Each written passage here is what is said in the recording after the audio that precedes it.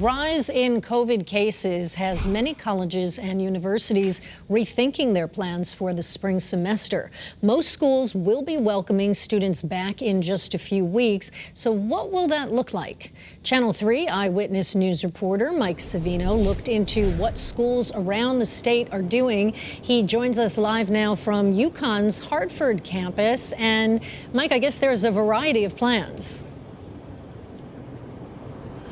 Yes, Patricia. College students might feel like things are changing by the minute, and really that's because they are. Schools have to process all kinds of information, CDC guidelines, changes in COVID cases, and they're really trying to do this on the fly. And so each school is going to probably look different. No one is welcoming a third year of Omicron and of the COVID pandemic. After just one semester of normalcy on campus, and things are already changing. Many schools are altering their plans for welcoming students back later this month. UConn had possibly the biggest change, announcing that the first 2 weeks will be fully virtual. That also pushes back the move-in dates for the Storrs and Stanford campuses by 2 weeks. But the administration wants to avoid telling students to stay home altogether. It was lonely on campus and people were feeling disconnected. UConn is not alone in making changes. Trinity College pushed back the start of its spring semester until January 31st. To accommodate this change, the school is taking away a mini break in February. What we know from past years is that a lot of people travel during that weekend. So we decided to take those days off the calendar to limit people from traveling again. UConn also hinted that boosters will eventually be required. Quinnipiac University has already announced this change, and the University of New Haven plans to do the same.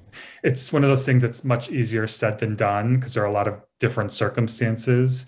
A spokesman for the state colleges and universities said that so far there have not been any changes to the beginning of the semester.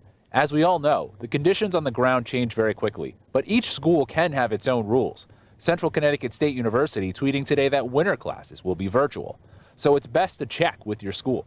Officials say they're doing the best they can to get the word out to students as soon as possible, but things could change rapidly if cases keep going up. And really this week and next week will tell us a lot about, where we see ourselves coming off of all the holidays.